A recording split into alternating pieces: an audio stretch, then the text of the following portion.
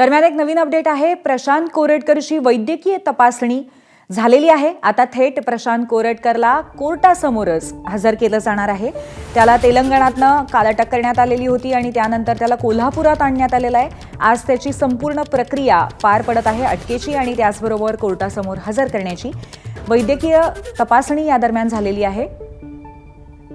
आपले प्रतिनिधी विजय केसरकर आपल्याला अधिक अपडेट देतील। विजय, आता यानंतरची प्रक्रिया काय आहे?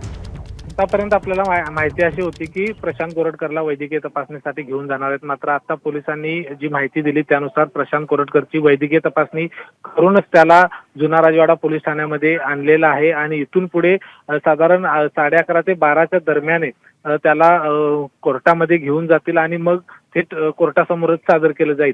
एकूणच जर बघितलं तर कोल्हापूरमध्ये आल्यानंतर शिवभक्तांच्या भावना या तीव्र असणार आहेत याची कल्पना पोलिसांना होती। त्यामुळे एका ठिकाणाहून दुसऱ्या ठिकाणाहून परत कोर्टामध्ये घेऊन जाणं हे खूप रिस्क होतं आणि म्हणूनच त्या ठिकाणी कोल्हापूर पोलिसांनी कोल्हापूरमध्ये येण्याआधीच नेमकी कुठेही मेडिकलची तपासणी केली हे मात्र पोलिसांनी सांगितलं नाही। मात्र मेडिकल तपासणी केलेली आहे आणि आता त्याला थेट कोर्टामध्येच सादर केलं जाईल। पूर्वी धन्यवाद विजय, आपण दिलेल्या माहितीबद्दल।